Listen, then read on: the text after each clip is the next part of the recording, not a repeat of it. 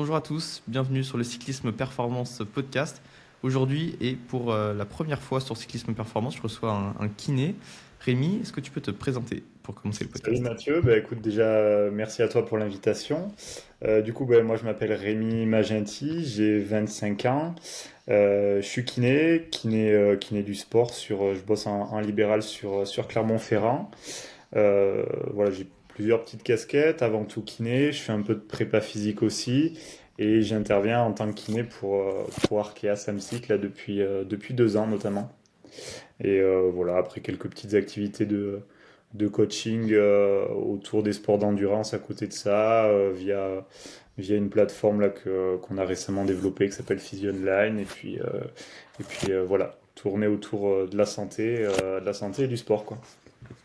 Ok, alors est-ce que tu peux revenir un peu sur ton parcours, comment tu as pu en arriver justement dans l'équipe Arkea en tant que kiné? Ouais, déjà, de base, je fais quand même beaucoup de sport. Moi, je viens surtout de la course à pied, que ça fait une dizaine d'années maintenant que je pratique.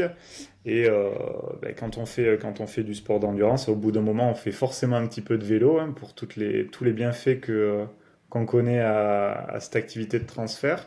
Et, euh, et durant mes études de kiné, où j'ai rapidement voulu bosser avec des sportifs, le plus simple pour un kiné, c'est de bosser dans une équipe de vélo, parce que c'est vrai que pour des raisons certes de budget, mais d'organisation aussi de l'année, il n'y a pas de kiné forcément sur de la course à pied ou des choses comme ça. Et voilà, l'opportunité était de rentrer dans une équipe de cyclisme. Donc j'avais quand même postulé plusieurs fois quand j'étais encore étudiant.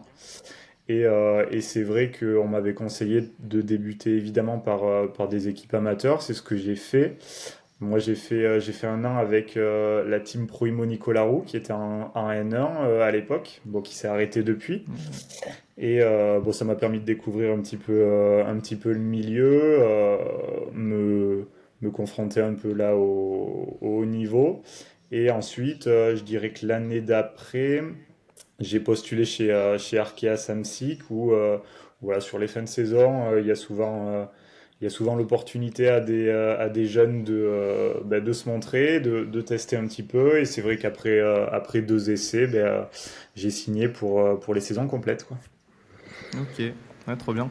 Du coup, tu conseillerais aux jeunes kinés de ouais, débuter par peut-être les équipes amateurs, enfin des équipes amateurs qui sont, alors pour ceux qui suivent peut-être pas trop le vélo amateur, c'est des équipes presque professionnelles hein, dans leur Ouais, c'est structuration et dans le niveau des coureurs, voilà, c'est du haut niveau.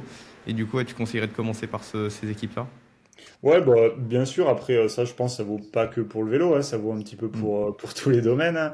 Mais c'est sûr qu'il y a moins de pression, il y a moins de pression, évidemment, dans une équipe amateur. Il y a moins de pression, mais il y a surtout moyen de toucher un petit peu à d'autres domaines. Je veux dire, dans une équipe World Tour, évidemment que le kiné, il fait de la kiné et il fait quasiment que de la kiné, alors que quand on débute pardon, dans une équipe amateur, faut savoir faire un tout petit peu de mécanique, faut savoir faire gérer Ouais. un petit peu l'organisation.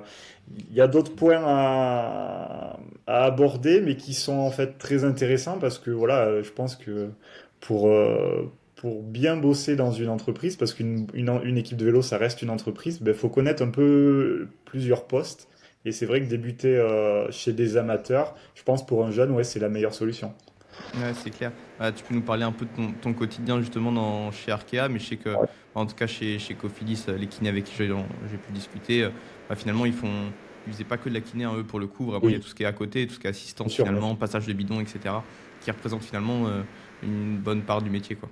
Ouais, ouais, ouais. Après, ce qu'il faut dire aussi, c'est que suivant les équipes de vélo, même si ça reste 2 équipes françaises en World Tour, chaque équipe a vraiment son organisation en termes voilà, c'est un petit peu plus technique, c'est en termes de contrat, mais nous, pour notre part, et pour ma part à moi chez Arkea Samsic, en fait, comment dire, j'ai un nombre de jours à réaliser avec l'équipe. En tout, on est 5-6 kinés sur l'équipe World Tour. Et au tout début de l'année, on se dispatche sur tout le planning pour être présent sur toutes les courses, où voilà, globalement, il y a un seul kiné sur chaque course, sauf sur les grands tours où on est 2 kinés de présents. Et voilà, après en termes de tâches, euh, évidemment il y a la partie kiné, la partie santé, où là globalement ça concerne les massages de récupération le soir après la course, où on voit un, deux, trois coureurs pour tout ce qui est soins de récupération. Donc globalement, il y a du massage, il peut y avoir quelques assouplissements, l'utilisation de machines comme le TCAR, la cryothérapie, la pressothérapie. Et à côté de ça, il y a les soins un peu plus spécifiques kinés pour les coureurs qui en font la demande et ceux qui sont blessés, qui ont des demandes un petit peu particulières. Voilà, ça c'est toute la partie, je dirais, qui se déroule sur tous les soirs, en fait, les soirs de compétition. Et après, le reste de la journée, eh bien, on devient un assistant, en fait, un assistant pour s'occuper des ravitaillements sur les coupures, de l'organisation un petit peu générale. Et quand il faut descendre les valises le matin, quand on change d'hôtel, il faut donner un coup de main, évidemment. Mais voilà, tout ça dans l'optique de pousser au maximum le coureur vers la performance sans que lui se soucie de rien et qu'il n'ait qu'à penser à appuyer sur les pédales en fait. Ouais. Ouais, c'est ça. Et pour revenir sur la partie récupération, le soir, est-ce que du coup ça c'est individualisé en fonction de chaque coureur? Comment tu gères cette partie-là? Alors je dirais que avant tout la gestion elle est pour l'ensemble de l'équipe, elle est décidée par le directeur sportif où globalement il y a un planning clair où à telle heure c'est massage avec tel kiné dans telle chambre, voilà, où globalement, on va dire l'organisation de base, voilà, on masse globalement une heure le cycliste, et en fonction voilà, des demandes du cycliste, qu'il le fait savoir auprès du directeur sportif, et bien là on ajuste un peu, c'est un peu plus long, c'est un peu plus court, il y a des soins spécifiques, il y a un tape à faire, il y a telle machine à prévoir.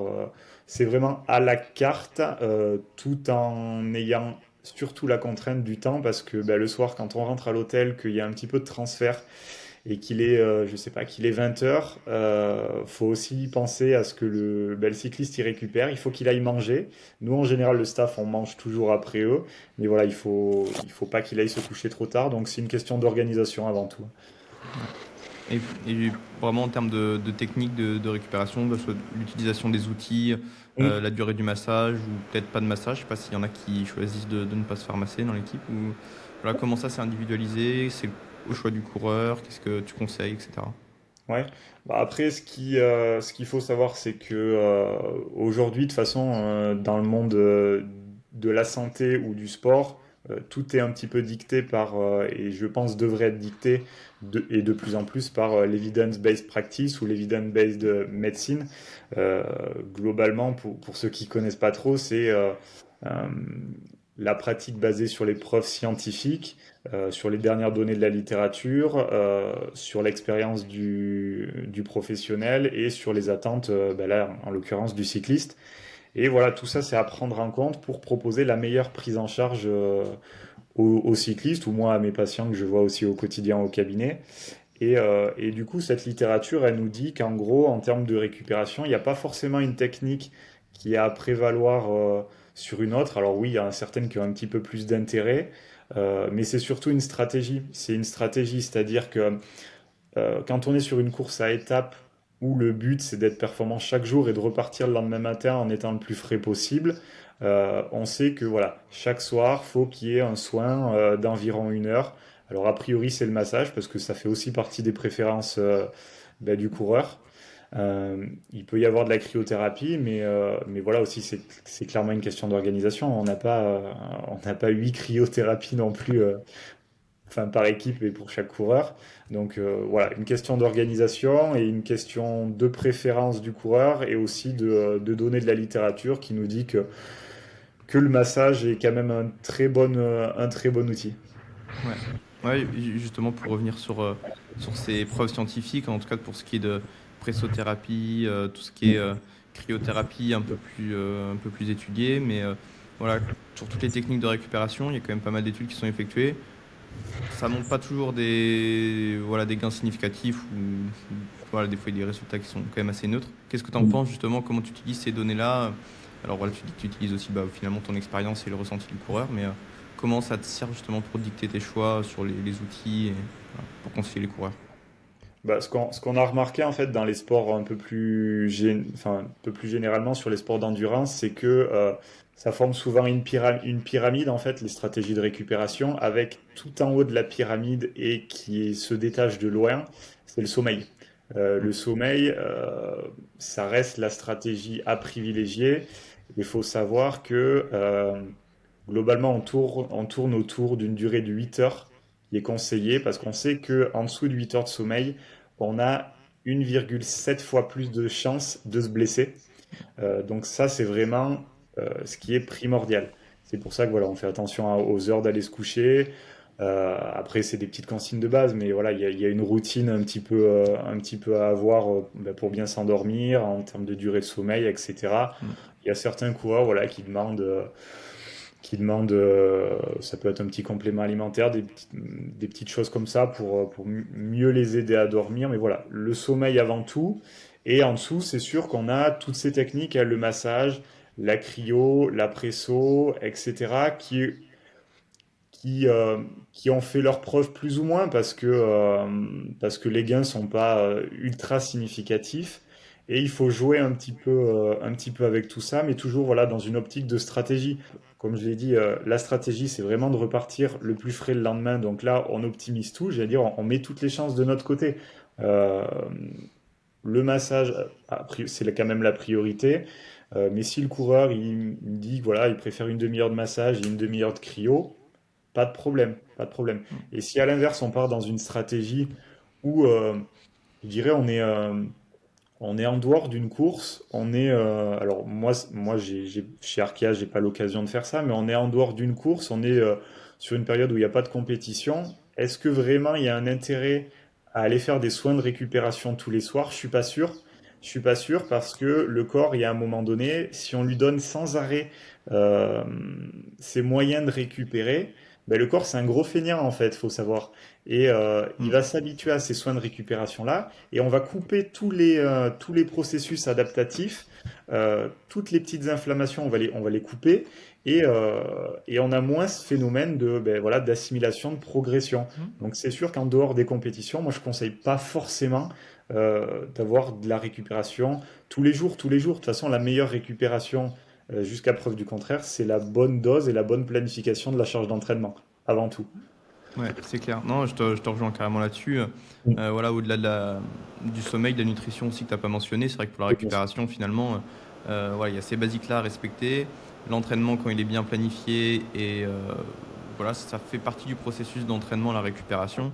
Bien Mais sûr. finalement, on n'a pas besoin d'utiliser tous ces outils au quotidien Mm. qui peuvent représenter un gros investissement financier, et puis en termes de temps aussi, hein, si tous les soirs on doit passer 1 heure à faire automassage, mobilité, Ouais, plus ensuite avec le cryo, ça. presso. Enfin bref, voilà, c'est du temps d'entraînement peut-être enfin c'est du temps qu'on passera peut-être pas à s'entraîner et finalement sur le long terme, bah, ça sera peut-être moins de progrès. C'est sûr. Mais effectivement sur les courses par étapes, là, la stratégie est différente et il faut jouer avec tous les outils qu'on a à disposition, maximiser l'effet placebo aussi, en mine de rien. Enfin, c'est C'est un sûr. effet, on peut pas passer à côté. Voilà, comme tu dis, tu écoutes le choix du coureur et voilà, je pense qu'il faut aller dans son sens. De toute façon, voilà, on sait qu'il y a pas de grande différence entre toutes les stratégies. Le but, ça va être de maximiser son bien-être et puis sa récupération, quoi. Donc ouais, merci pour ce petit récap sur toutes les techniques de récupération. Puis ouais, on retiendra que c'est sommeil, nutrition en premier, et puis après, tous les outils viennent ensuite, quoi. C'est ça. J'aimerais parler un peu des pathologies aussi que tu peux Ouais. rencontrer chez les cyclistes. Alors, peut-être pas sur les compétitions. S'ils arrivent avec une pathologie sur une compétition, c'est un peu embêtant. Mais bon, Ouais, j'imagine que ça doit arriver aussi, notamment sur les courses par étapes, peut-être. Qu'est-ce que bien tu sûr. rencontres, toi, du coup, peut-être plus à ton cabinet au quotidien avec voilà, les Ouais. cyclistes qui viennent te voir? Ouais. Bah, je dirais qu'il y a deux choses à différencier. Ben, c'est évidemment tout ce qui est pathologie sur chute, donc Mm. globalement traumatique, hein. Ça va. Donc là, qu'est-ce qu'on a? On a la fameuse fracture de la clavicule. En ce moment, je pense, j'ai un cycliste, il y a une fracture du scaphoïde. On peut avoir après voilà des choses qui touchent pas forcément à la kiné, mais plus aux médecins et aux soins infirmiers, ben, des dermabrasions, hein, des choses assez, enfin moins importantes, on va dire. Euh, voilà, au niveau traumatique, voilà, c'est des fractures, c'est des entorses, c'est des coups, c'est des bleus, on va dire, ou également sur des traumatismes, ça peut, comment dire, ça peut être la goutte d'eau qui fait déborder le vase d'un vase qui était assez plein sur quelque chose de pas traumatique, mais plutôt sur la charge d'entraînement, quoi. On va dire des choses comme ça. Du style, je veux dire, un cyclisme voilà, qui est dans une phase où il y a beaucoup de charges d'entraînement, où voilà, il y a des petits signes de douleur cervicale, des choses comme ça, où il passe plus de temps sur le vélo, où il passe un peu plus de temps sur des positions aéro. Il y a une chute qui survient, et bien là j'ai vachement plus mal au cervical, mais est-ce que ça a vraiment touché les cervicales? Peut-être pas, mais voilà, ça fait déborder le vase. Donc voilà, une partie traumatique et l'autre partie, ben, globalement c'est des blessures de surentraînement, hein, de surentraînement, où là on est plus sur des choses, bon les plus classiques c'est quoi? C'est la lombalgie, la cervicalgie, la dorsalgie, tout ce qui est pathologie de hanche, il y en a quand même beaucoup. Et après, des choses un peu plus spécifiques, je dirais tout ce qui est un petit peu neuropathie, douleur nerveuse, ça peut être dans les mains, ça peut être dans les pieds. Après ça, j'avoue que au cabinet, j'en vois quand même pas mal. Après, chez les professionnels où, voilà, oui, qui a quand même un peu plus de suivi précis et régulier, on en voit moins. Mais, euh, mais voilà, et une énorme différence à faire quand même entre euh, un coureur professionnel et un coureur amateur, parce que peut-être contrairement à d'autres sports, le gap, là, il est énorme en cyclisme en termes de temps de pratique, ou je sais pas, sur de la course à pied, je veux dire, un professionnel, eh ben, des fois, il va pas faire beaucoup plus d'entraînement qu'un amateur, alors un cycliste, j'ai l'impression que le gap est quand même beaucoup plus important, et donc l'approche est un tout petit peu différente. Ouais. Ouais, non, c'est clair. Et puis, voilà, il y a des pathologies, je pense, qui peuvent être évitées. Tu parlais de dorsalgie, lombalgie, toutes même douleurs plus nerveuses, etc. C'est sûrement des choses qui s'évitent aussi beaucoup avec le bike fitting et qui est peut-être mieux réalisé chez les pros, comparé, enfin, évidemment, à un pro qui va y passer 20 heures par semaine sur son vélo. J'espère pour lui qu'il est bien posé. Alors que parfois, oui, chez les sportifs plus loisirs, finalement, qui vont faire 7-8 heures grand maximum par semaine. Et le Ouais. jour où ils vont passer à 12 heures parce que il fait beau, ou voilà, ils font un petit peu plus, c'est là que ça passe plus, quoi. Donc, Ouais. est-ce que dans ce cas-là, tu renvoies pour faire du bike fitting, tu le fais toi-même aussi ou comment tu fais? Alors, je dirais que, en fait, sur la prise en charge d'un cycliste au niveau santé, parce que la petite chose que je pense qui est très importante à dire, c'est que quand on prend en charge un sportif, faut vraiment se dire dans quelle case je suis. Est-ce que je suis dans une case prévention, c'est-à-dire mon gars il est pas blessé, mais voilà, il veut éviter la blessure parce que pour telle ou telle raison. Deuxième case, case santé, où là il est blessé et le but, ben, c'est il retrouve ses capacités, qu'il ait plus de douleur et qu'il retourne à sa pratique parce que quand on a mal, on peut pas pousser, on peut pas appuyer sur les pédales par des phénomènes d'inhibition, etc. Ou est-ce qu'on est dans la dernière case, dans la case performance, où là non plus je suis pas blessé et où là j'optimise ma performance en fonction de tous mes déterminants de la performance qu'on connaît en cyclisme, où on a voilà, travail la VO2 max, les capacités aérobie, anaérobie, la puissance musculaire, les capacités physiques, etc. Donc voilà, vraiment se dire on est dans quelle case. Et quand on est dans la case santé, du coup, ce que tu me disais, il y a trois piliers, je pense, de la prise en charge du cycliste. Il y a en un et avant tout la charge d'entraînement. Euh, combien, combien de, en termes de durée, en termes de kilomètres, en termes d'intensité, en termes de dénivelé, euh, en termes aussi de monotonie, parce qu'on sait aujourd'hui que la monotonie, enfin, ça fait partie de la charge d'entraînement externe et interne. Je veux dire, quelqu'un qui fait que rouler sur le même parcours, qui fait toujours les mêmes séances, eh ben, c'est plus fatigant pour l'organisme que de varier les choses un petit peu. Donc voilà, première chose, c'est vraiment la charge d'entraînement. La deuxième chose, c'est les capacités physiques, c'est-à-dire Ben, un coureur cycliste, avant tout, c'est un homme. C'est un homme comme tout le monde. Est-ce qu'il est raide au niveau lombaire? Est-ce qu'il est raide en flexion, en extension? Est-ce qu'au niveau de la hanche, il tolère une grosse flexion de hanche? Parce qu'un gars qui me dit, ben moi, en chrono, sur mon vélo de chrono, j'ai une douleur à la face antérieure de la hanche. Je l'ai pas quand je fais mon vélo de route. Ouais, mais en fait, est-ce que de base, tu es capable de tolérer une flexion de la hanche aussi importante avec enfin, sur un vélo de chrono, une tension nerveuse aussi importante parce que tu as une position ultra aéro? Ben peut-être pas de base. Donc peut-être que là, voilà, il faut avoir une stratégie d'assouplissement à côté du vélo pour mieux tolérer cette position qui est particulière sur le vélo.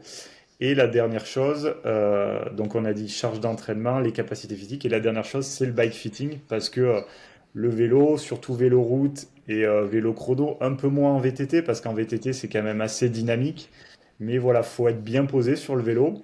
Moi, j'en fais du bike fitting au cabinet, où globalement, voilà, j'ai un peu tout type de personnes, hein. J'ai des gens qui viennent pour leur confort parce qu'ils ont acheté un vélo, ils ont envie d'être bien posés dessus et ils n'ont pas envie d'avoir mal parce que c'est pas normal d'avoir mal au dos, d'avoir mal aux fesses, d'avoir mal au périnée, avoir mal aux mains quand on fait du vélo, hein. C'est pas normal en Mm. fait.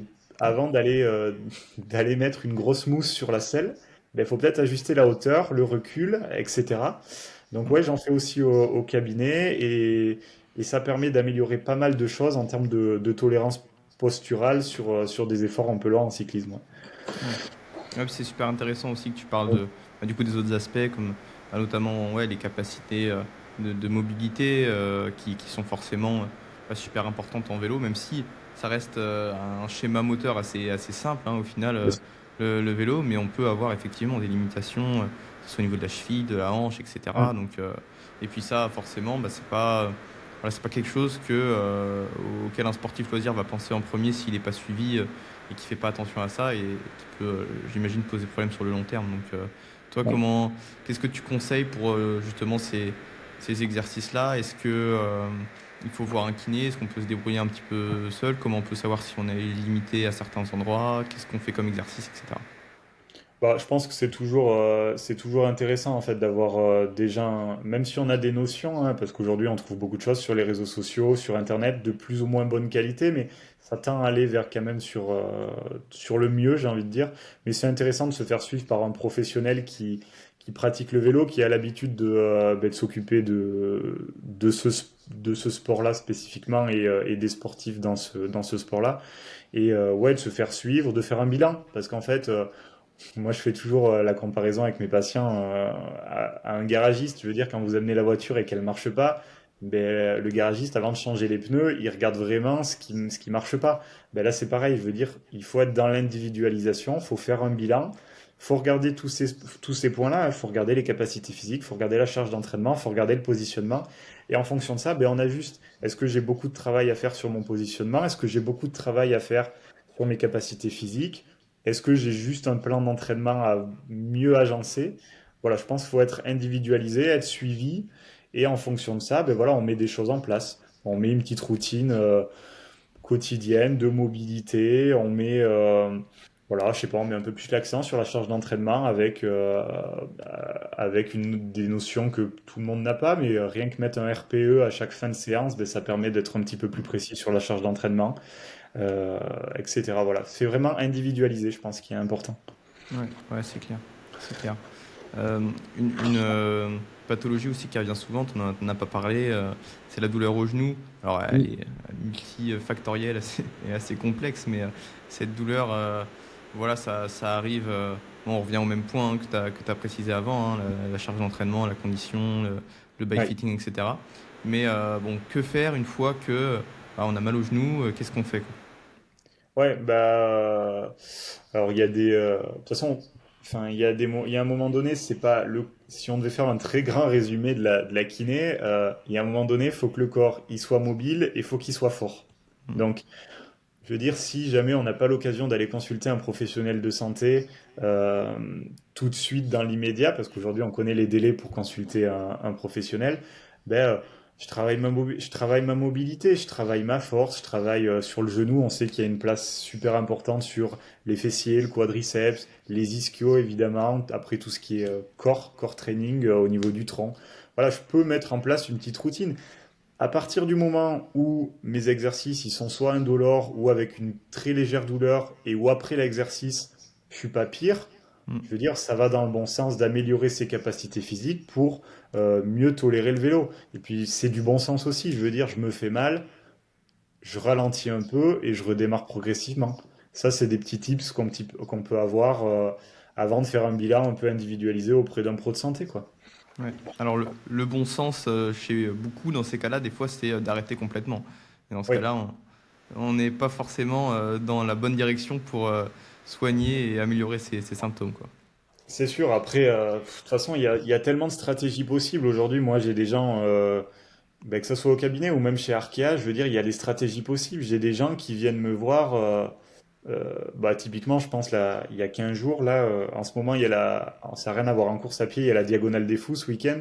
Ouais. Et j'ai un monsieur qui vient me voir, ben, il fait la diagonale, il faisait la diagonale donc dans 15 jours, et il a une périostite mais il veut absolument courir la diag. Comment on Mm. fait? On va peut-être pas mettre la même stratégie en place pour lui que pour quelqu'un qui n'a pas d'objectif à venir très récemment, quoi. On met pas les mêmes stratégies en place. Donc, euh, donc évidemment que le bon sens, il marche de manière un peu limitée. Ouais, non, c'est clair. On peut parler aussi de préparation physique. Alors, voilà, tout ça se suit plutôt logiquement finalement. On parle de blessures et de voilà, tous ces, euh, l'aspect force et puis l'aspect mobilité. Donc, sur l'aspect force et mobilité, finalement, ça rejoint beaucoup la préparation physique. Je sais que toi, tu t'y intéresses et que tu as notamment suivi la formation sur cyclisme performant de préparation physique. Voilà, C'est comment tu ça. approches la musculation pour les cyclistes voilà, en fonction de leurs besoins, de leur niveau, voilà, Ouais. comment tu fais ça?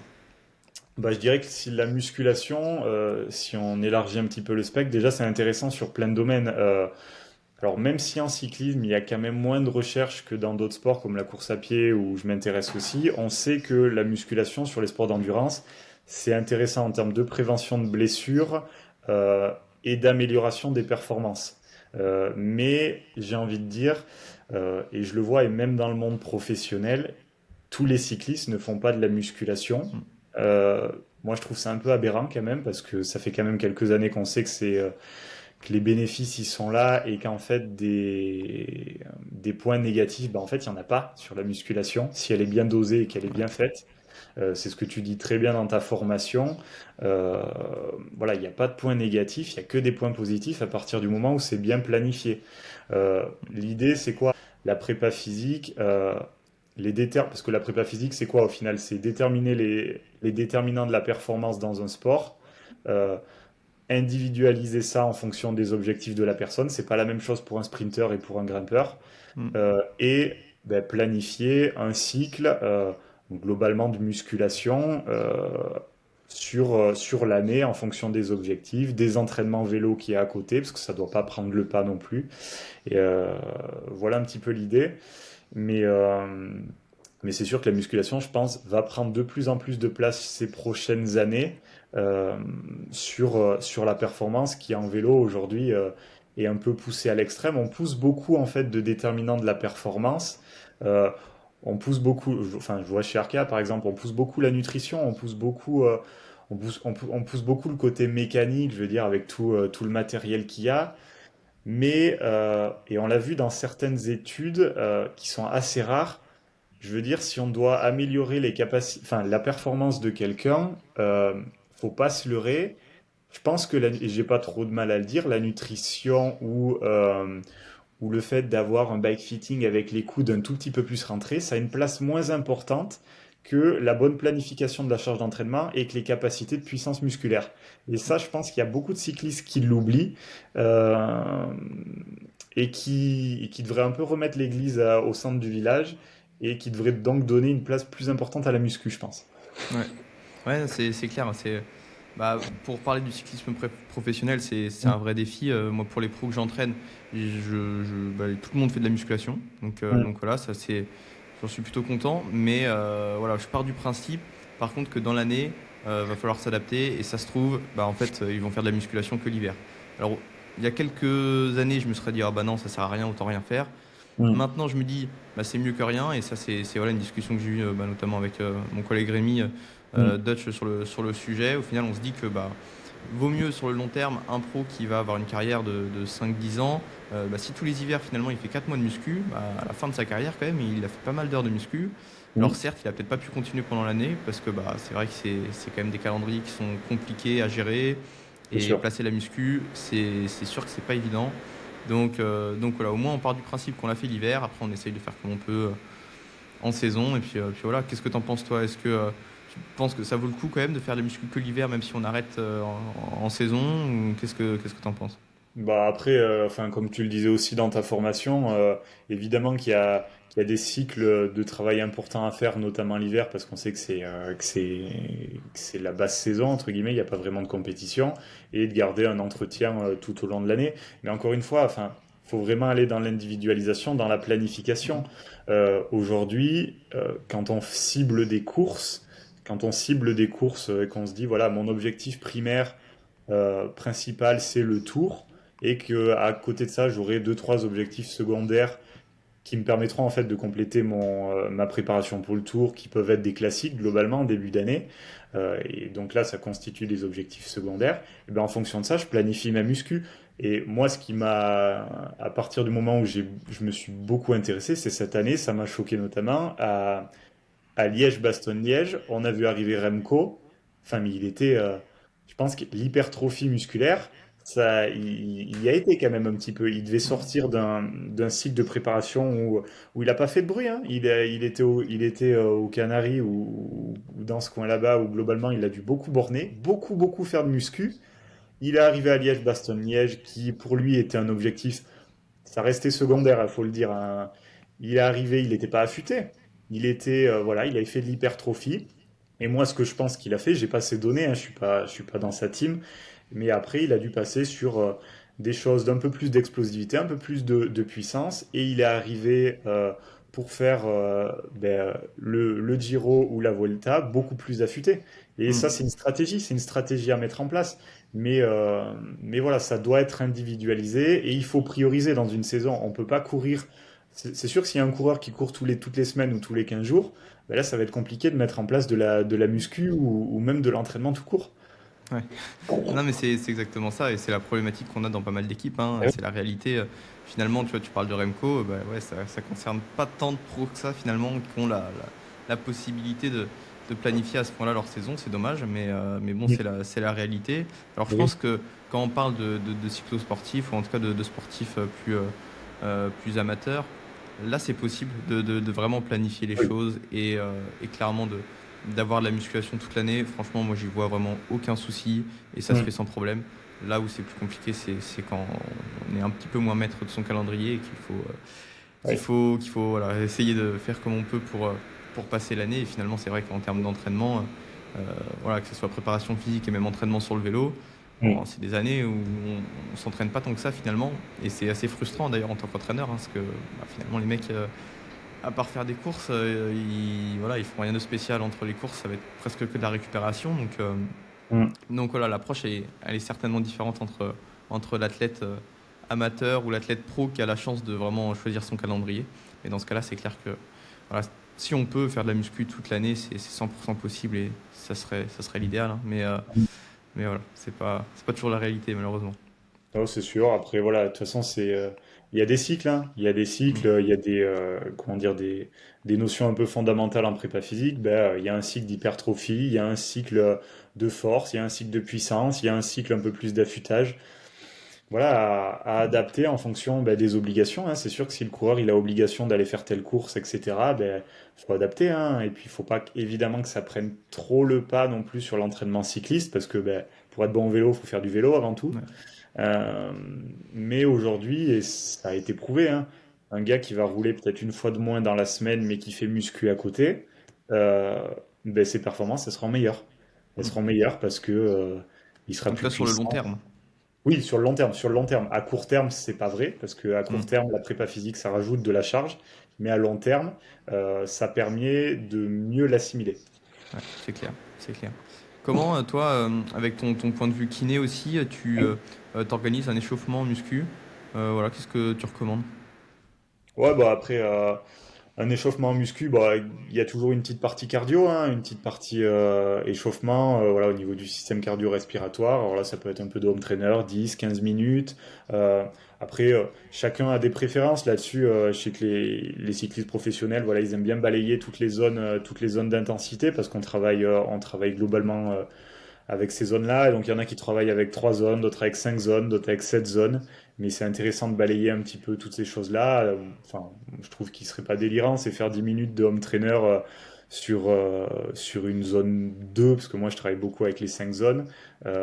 Et ensuite, derrière, ben voilà, de se dire, je fais 5 fois une en zone 4 ou zone 5.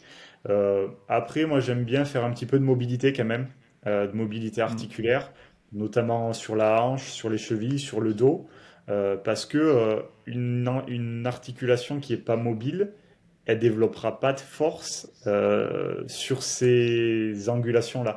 Donc je trouve que c'est intéressant. Donc il y en a qui le font à vide, il y en a qui utilisent le rouleau, il y en a qui utilisent des élastiques. Et après, moi j'aime bien terminer sur, mettons, je démarre, mon premier exercice, c'est, je sais pas, du deadlift.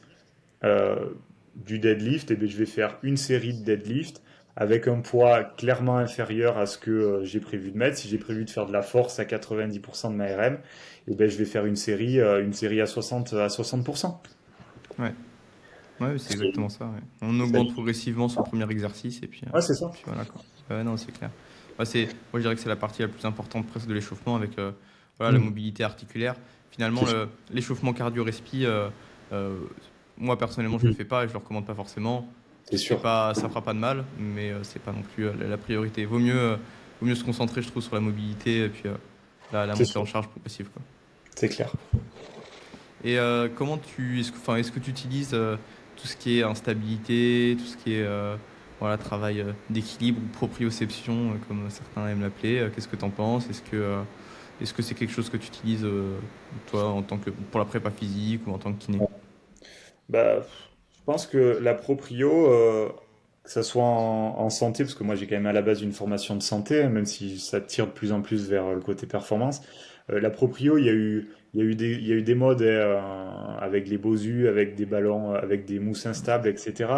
Il y a eu une grande mode et en fait, on a remis un peu pareil l'église au centre du village avec les études scientifiques, c'est-à-dire que encore une fois, pareil, faut individualiser. Je veux dire, le gars, il a besoin de force ou de Hmm. puissance. On fait de la force, on fait de la puissance, mais on va pas faire. Moi, le gars, il a besoin d'être fort au squat. Je vais pas aller lui mettre 2 bosus sous les pieds, parce que là, on peut pas tout travailler en fait. Euh, Encore une fois, c'est individualisé. Je dirais que je l'utilise en performance pas tant que ça, parce que sur le vélo, je veux dire, on n'a pas besoin non plus d'avoir une proprioception de dingue. Avant tout, je pense que la première qualité physique, c'est la force. Et à partir de là, on a la puissance, on a la force endurance, on a plein de choses, mais c'est la force. Et faut passer, et quand même, quand on sait qu'en termes de force, pour avoir de l'hypertrophie et de l'hyperplasie, c'est 6 semaines, ben, commençons par la force avant de faire de la proprio. Mais voilà, c'est sûr qu'après, sur des choses un peu plus spécifiques, sur de l'instabilité lombaire, sur de l'instabilité de genoux, oui, on la travaille, la proprioception. Euh, mais voilà, la proprioception, il y a plein de gens qui ont des idées reçues. Proprioception au sens de la définition, c'est quoi? C'est la capacité de son corps à ressentir le mouvement dans l'espace. Donc, dans la proprioception, il y a de la mobilité articulaire, il y a de la mobilité un petit peu chargée, et après, oui, il y a des choses un peu plus spécifiques, c'est-à-dire de la statesthésie, de la kinesthésie. Bon, ça, c'est des choses un peu plus précises. Et oui, il y a des surfaces instables comme le Bosu, comme plein de choses. Mais voilà, je pense que ça doit pas prendre la place sur de la force ou de la puissance ou des choses comme ça. Ouais, non, c'est ça. Mais puis, la proprioception, au final, enfin, tout est proprioception, hein, Oui, oui, voilà, il n'y a pas de. Je trouve le truc, c'est de confondre exercice d'équilibre, oui, d'instabilité et proprioception. C'est pas la même chose. exactement. Travailler la proprioception, ça veut pas dire faire de l'équilibre. Non, Et puis en plus, c'est quelque chose qui sera très spécifique. Je veux dire, On fait des exercices sur un Bosu, bah, on va s'améliorer sur le Bosu, C'est mais c'est tout. ça. On améliore son équilibre sur un Bosu. Ben oui. Ça, voilà, ça changera pas grand-chose au reste. Non. Donc, à moins de faire des compétitions sur un Bosu, voilà, bon, peut-être le cirque, pourquoi pas, mais sinon finalement, enfin, voilà, moi j'y vois pas énormément de sens. Encore une fois, tout est proprioception au final, et si ça passe par de la mobilité, etc. Des fois, bah, pour justement gagner tous ces degrés d'amplitude qui sont peut-être bah, chez certains Mm. euh, pas acquis. Mais voilà, après une fois que j'ai envie de dire ces bases-là sont acquises, Mm, c'est sûr. voilà, faire du vélo, bah, on améliore notre proprioception spécifique au vélo et c'est surtout ça qui sera intéressant. Et sur les exercices de muscu, bah, comme tu le dis, c'est- le risque, ça serait de sacrifier la force au profit bah, de l'équilibre au final. Et puis bah, finalement, on passe à côté des adaptations qui nous intéressent, sachant qu'en muscu, quand même, bah, la majorité des adaptations qui nous intéresseront seront neuromusculaires et c'est des choses qu'on développe que en travaillant la force, quoi. C'est ça. Non, mais c'est bien d'avoir ton point de vue en tant que kiné. Peut-être que tu aurais eu un point de vue différent du mien, mais c'est clair que, enfin, encore une fois aussi, quand tu parles de pratiques basées sur les preuves scientifiques, bon, bah, là, on n'a pas grand-chose pour supporter le travail de l'équilibre pour améliorer la perf sur le vélo, quoi. C'est sûr. C'est sûr, Et c'est sûr. Oui, ouais, vas-y, je pense que... vas-y. Non, bah, moi, je voulais relancer sur autre chose. Donc, si tu veux finir sur Non, non, on va le l'instabilité. temps de finir. Je pense que c'est juste peut-être à, ouais, enfin, toujours cette même notion de bilan, en fait. Et on a des tests aujourd'hui, je veux dire, on a des tests en kiné ou en prépa physique. Je pense à des choses toutes simples et qui valent pour tous les sports, les FMS. Je sais pas si tu vois un petit peu ce que c'est, les Ouais. Functional Movement Screening, où c'est des tests un petit peu de mobilité ou ça peut être, c'est un petit peu de gainage, un petit peu des choses Mm. de contrôle moteur, des choses comme ça, et qui en fait veulent dire beaucoup sur les capacités et potentiellement sur le risque de blessure. Et oui, là-dedans, on retrouve de la proprioception, mais voilà, je pense que c'est toujours pareil, c'est je fais un bilan, je fais des tests et j'adapte mes besoins en fonction de ça, quoi. Ouais, ouais. C'est- Comme tout dans l'entraînement, finalement, C'est ça. on part toujours de l'individu, et puis on fait un bilan et puis on adapte ensuite, quoi. Donc, C'est ça. c'est ça. Toi, je pense aussi, bah, avec le côté course à pied, trail, etc., que toi tu pratiques, que tu connais bien, Mm. bah, j'aimerais te parler un peu de pliométrie. Je pense que voilà, en cyclisme, on connaît pas trop ça. Voilà, on Ouais. n'est pas forcément expert de la pliométrie, même en tant que bah, cycliste, c'est pas forcément quelque chose qu'on rencontre au quotidien, voire pas du tout. Qu'est-ce que tu en Mm. penses? Est-ce que tu peux nous décrire un petit peu ce que c'est, comment on peut l'utiliser pour l'entraînement? Est-ce que ça serait bien, etc. Ouais, bah la pliométrie, alors la pliométrie déjà, alors si je me trompe pas, il y en a pas en fait en vélo parce Hmm. sur un vélo, il y a pas de contraction excentrique. Il y a que du concentrique Ouais. et la définition un petit peu de la pliométrie, c'est un mouvement rapide où on vient alterner une contraction excentrique où je laisse étirer le muscle et ensuite suivi d'une contraction brève concentrique. Globalement, c'est un saut. C'est Ouais. un saut, c'est un mouvement rapide. Mais c'est sûr qu'en course à pied, ça a une place énorme dans la prépa physique ou même dans des protocoles de soins parce que ben, courir, en fait, c'est de la pliométrie, hein. C'est Hmm. je laisse étirer mes tendons, je laisse étirer mes structures et d'un coup, bref, je contracte mes structures pour pousser vers l'avant, en fait. C'est ça l'idée. Euh, Après, voilà, c'est sûr qu'en cyclisme, il y a moins de recherche là-dessus parce que on se dit, bah, il n'y a pas de plio en cyclisme sur un vélo. Pourquoi j'irais faire de la plio? Ben, en fait, peut-être que ça serait intéressant. Si on est sur le côté santé, je sais pas, moi, un gars qui a une tendinopathie rotulienne au genou, on parlait tout à l'heure des douleurs de genou, un tendon, faut savoir que euh, sur la rééduque d'un tendon, avec tous les protocoles qu'on connaît et en fait, aujourd'hui, enfin, petit aparté sur ces protocoles-là, aujourd'hui, on a toujours entendu Stanish, Stanish, Stanish. Ouais, Stanish, c'est 1984. Depuis, il y a eu des protocoles quand même un peu plus poussés que ça et un peu plus efficaces que ça. Et aujourd'hui, on se rend compte qu'un tendon, en fait, c'est le plus facile pour lui, c'est l'isométrie. Ensuite, on a soit du concentrique, soit de l'excentrique, c'est-à-dire du dynamique. Et ensuite, on a de la plio. Moi, quand je traite une tendinopathie des membres inférieurs notamment.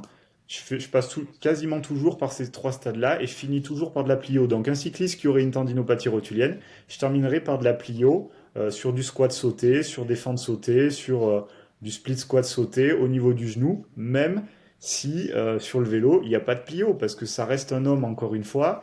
Et peut-être que, je sais pas moi, si dans sa vie, il fait, je veux dire, ou à côté de ça, il y a des cyclistes qui font de la corde à sauter, des choses comme ça. Il aura besoin de plio, donc il faut travailler ses capacités. Donc ça, c'est sur le côté santé et sur le côté performance. euh, il y a de l'intérêt à travailler de la plio pour la performance, même voilà, encore une fois, s'il n'y a pas de plio sur un vélo, parce qu'il va développer des qualités neuromusculaires, ça va améliorer sa force, ça va améliorer son contrôle moteur, et voilà, il va améliorer ses structures, il y a quand même de l'intérêt, c'est sûr. Ouais. Ouais, non, c'est clair. C'est pas évident à planifier, etc. Faut faire des choix aussi. Je sais que voilà, Mm. parfois, à choisir entre musculation force et plio, bon, je Ben choisirais oui. plutôt musculation force. Idéalement, bah, c'est comme tout, faudrait pouvoir tout faire, Ah, ouais, mais bon, ouais, jamais évident à placer, ouais. jamais évident à placer non plus. C'est Moi, sûr. je sais pas si tu aurais quelque chose à rajouter. J'ai fait un peu le tour de mes questions que je m'étais notées. Est-ce que tu auras un mot pour finir le podcast? Bon, déjà, encore une fois, merci de l'invitation parce que c'est vrai que cyclisme performance aujourd'hui, ça monte et ça devient une référence en termes de pratique un peu BP. Et moi, je suis très friand de cette pratique-là sur le monde du sport et de la santé parce qu'il faut pas se leurrer, le vélo peut-être plus que d'autres sports parce qu'il y a du budget, parce qu'il y a de la recherche. Ça devient une formule mathématique hein, pour la performance avec tous les capteurs qu'on connaît et tout. Et ouais, je suis content d'échanger là-dessus et de montrer un petit peu le quotidien aussi dans une équipe pro qui est pas toujours le quotidien qu'on croit. Hein. On voit des choses à la télé, on en voit d'autres dans le bus et c'est pas toujours celle qu'on croit. Mais, euh, mais voilà, pour tous les pratiquants de cyclisme, quel que soit leur objectif, bah, faites-vous accompagner, faites-vous accompagner. Hmm. Bah, si c'est un kiné, si c'est un ostéo, si c'est un médecin, si c'est un prépa physique, un entraîneur, voilà, par des gens qui sont qualifiés, qui ont l'habitude de suivre ces gens-là, qui s'y connaissent, qui pratiquent eux-mêmes, parce que moi, je ferais pas de vélo, j'aurais du mal à avoir un peu de légitimité à parler de vélo quand même, je trouve. Hmm. Mais voilà, faites-vous suivre, faites-vous accompagner, prenez du plaisir, voilà, allez-y progressivement, et puis voilà quoi. Ouais. Ah non, c'est clair, c'est un investissement, mais c'est un investissement qui paye quand même sur le long terme et même sur le court terme, moyen terme. Ouais, C'est sûr, généralement, être bien encadré, ça peut être que du positif. c'est clair. Ouais, je suis d'accord là-dessus. Bah, écoute, merci Rémi pour ton intervention, c'était super intéressant. Où est-ce qu'on peut te suivre, te contacter pour si on fait de la course à pied aussi, tu as écrit un livre Ouais, sur la course à pied, voilà, tu peux un petit peu en parler et puis voilà, tu as ta ouais, et minute de puis, promo. ah, cool. Ouais, bah écoute, bon, moi je travaille sur Clermont-Ferrand hein, dans un cabinet de kiné. Je travaille avec mon collègue qui a un petit peu de renommée en course à pied qui s'appelle Thomas Laure-Blanchet, où avec lui on a fait pas mal de projets, notamment on a écrit un bouquin qui s'appelle Le b.a.-ba des bobos du coureur, où voilà, on parle un petit peu des différentes pathologies et des différents concepts qu'on peut retrouver en santé, qui est accessible à tout le monde, hein, pas qu'aux gens aguerris et aux notions scientifiques. Comment je me soigne sur telle pathologie, comment je fais pour prévenir ça. Voilà, on a écrit ce bouquin-là, c'était une belle expérience. Et puis après, d'un autre côté, là où on peut me retrouver, ben, ça va être très très prochainement sur la structure que je viens de créer, qui s'appelle Physion Line et qui reprend pareil ces trois points-là qui sont un peu chers à ma pratique, la prévention, la santé et la performance, où voilà, où globalement on propose des accompagnements à distance par des professionnels qualifiés, voilà, que ce soit pour quelqu'un qui est blessé, quelqu'un qui veuille se faire coacher, qui veuille de la prépa physique. Après voilà, on sait qu'il y en a beaucoup aujourd'hui des coachs en ligne, mais voilà, on peut me retrouver là et puis sur Ouais. Alors, peut-être que Fusion Line sera en ligne quand je publierai ce podcast. Tu m'enverras le lien. Je le exactement. mettrai évidemment. Vous irez voir dans la. T'as une date déjà de prévue pour la Alors, on n'a pas publication? de date précise parce que c'est un gros boulot, c'est un gros Ouais. investissement parce que on est que tous les deux sur le projet et on a un boulot quand même à côté. Mais c'est sûr qu'on sera sur le printemps 2024 Et puis voilà, sur les réseaux sociaux, Physi Online, et puis sur ma page Instagram, Rémi Magenti, euh, vous pouvez me suivre. Mais voilà, et puis au plaisir de recollaborer avec Cyclisme Performance et Physi Online, c'est sûr. Ouais, avec plaisir. Bah, écoute, encore merci Rémi, et puis bah, à bientôt. Ben, merci à toi, Mathieu. Ciao.